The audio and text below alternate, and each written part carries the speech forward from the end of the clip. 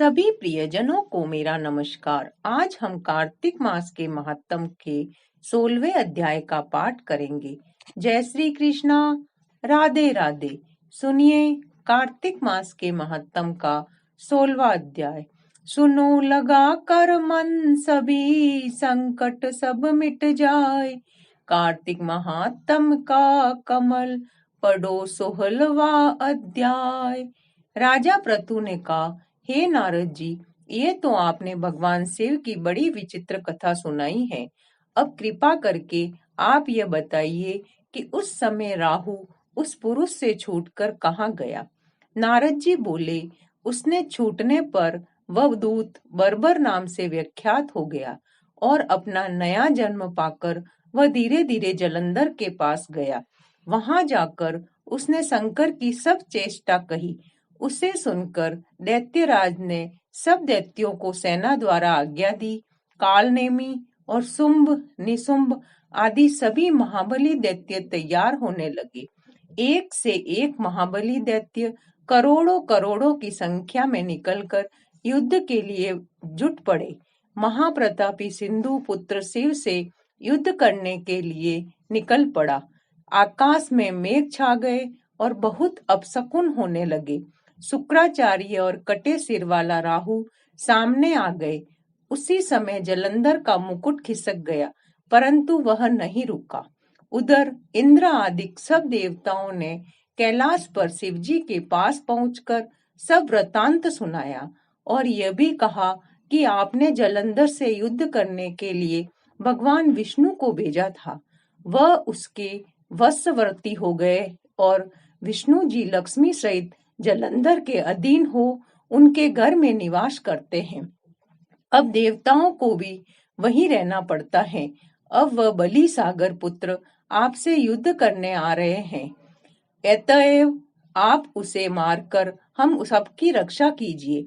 ये सुनकर शंकर जी ने विष्णु को बुलाकर पूछा, हे ऋषिकेश, युद्ध में आपने जलंधर का संहार क्यों नहीं किया और वैकुंठ छोड़ आप उसके घर में कैसे चले गए। ये सुनकर विष्णु जी ने हाथ जोड़कर नम्रता पूर्वक भगवान शंकर से कहा, उससे आपका अंशी और लक्ष्मी का भ्राता होने के कारण ही मैंने नहीं मारा है। ये बड़ा वीर और देवताओं से अजय है। इसी पर मुग्ध होकर मैं उसके घर में निवास करने लगा हूँ। विष्णु जी के इन वचनों को सुनकर शंकर जी हंस पड़े। उन्होंने कहा, हे विष्णु, आप ये क्या कहते हो।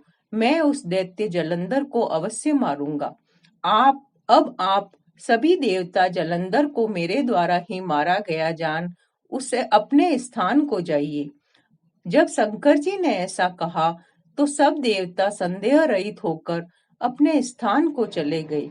इसी समय पराक्रमी जलंधर अपनी विशाल सेना के साथ पर्वत के समीप आ कैलाश को घोर सिंहनाद करने लगा। दैत्यों के नाद और कोलाहल को सुनकर शिवजी ने नंदी आदि गणों को उससे युद्ध करने की आज्ञा प्रदान की। कैलाश के समीप भीषण युद्ध होने लगा। दैत्य अनेकों प्रकार के अस्त्र शस्त्र बरसाने लगे। भेरी, मृदंग, शंख और वीरों तथा हाथी घोड़ों और रथों के शब्दों से शाब्दित हो पृथ्वी कांपने लगी। युद्ध में कटकर मरे हुए हाथी, घोड़े और पैदलों का पहाड़ लग गया। रक्त मांस का कीचड़ उत्पन्न हो गया। दैत्यों के आचार्य शुक्र जी अपनी मृत संजीवनी विद्या से सब दैत्यों को जिलाने लगे। ये देखकर शिवजी के गण व्याकुल हो गए और उनके पास जाकर सारा वृतांत सुनाया। उसे सुनकर भगवान रुद्र की क्रोध की सीमा न रही।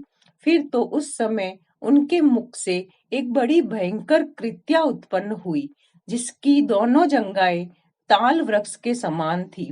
वह युद्ध भूमि में जा सब असुरों का चवर्ण करने लग गई और फिर वह शुक्राचार्य के समीप पहुंची और शीघ्र ही अपनी योनि से गुप्त कर लिया। फिर स्वयं भी अंतर्ध्यान हो गई। शुक्राचार्य के गुप्त हो जाने से दैत्यों का मुख मलिन पड़ गया और वे युद्ध भूमि को छोड़ भागे। इस पर शुंभ, निशुंभ और कालनेमी आदि सेनापतियों ने अपने भागते हुए वीरों को रोका। शिवजी के नंदी आदि गणों ने भी, जिसमें गणेश और स्वामी कार्तिकेय जी भी थे, दैत्यों से भीषण युद्ध आरंभ कर दिया। इस प्रकार कार्तिक मास के महात्म का 16वां अध्याय समाप्त हुआ। राधे राधे।